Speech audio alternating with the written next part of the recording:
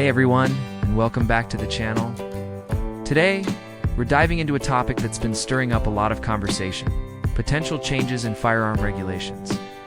Specifically, we're looking at some handguns that might face new restrictions or even become illegal for civilian purchase in some areas by 2026. Now before we jump in, remember that laws are constantly evolving and vary greatly by state and country. This video is for informational purposes, to keep you ahead of the curve on what might be coming down the pike. First up on the list are polymer-framed pistols without manual safeties. Think of some of the most popular models out there. The debate around them centers on the argument that the lack of an external safety mechanism could lead to higher chances of accidental discharge, especially for less experienced users. Lawmakers in certain jurisdictions are pushing for mandatory manual safeties on all new handguns sold. Next, we have so-called assault pistols.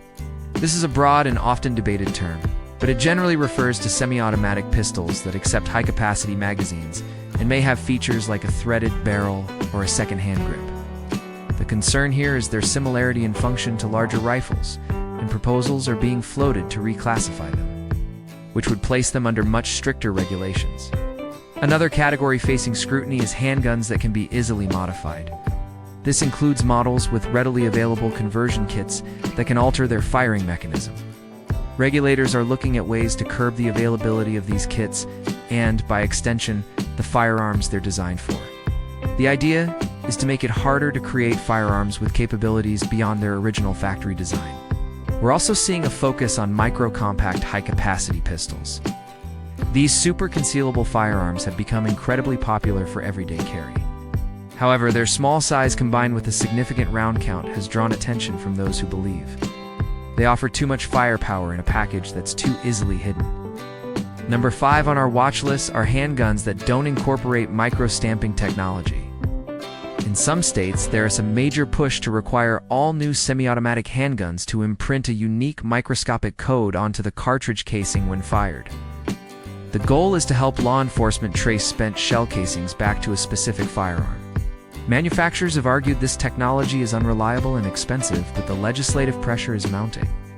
Following that, we have pistols that fall below a certain price point, sometimes referred to as junk guns. The argument here is that inexpensive firearms are more likely to be used in crimes. Proposed legislation in some areas aims to set a minimum price for handguns, effectively banning the lower-cost options from the market. 7th are handguns that are part of a family of firearms that includes a short-barreled rifle variant. The ATF has been reevaluating firearms with pistol braces, and this increased scrutiny could spill over to affect the pistol versions of these platforms. It's potentially changing how they are classified and regulated. Finally, any handgun not on an approved state roster could be at risk. States like California and Massachusetts have handgun rosters. And if a manufacturer doesn't renew their models or meet new, stricter testing requirements, their firearms can fall off the list and become illegal to sell within that state. It's a complex and fast-moving landscape, and staying informed is key. These are just some of the potential changes on the horizon. What are your thoughts on these possible regulations? Let me know down in the comments. Thanks for watching, and if you found this video helpful, be sure to hit that like button and subscribe for more updates. Stay safe out there.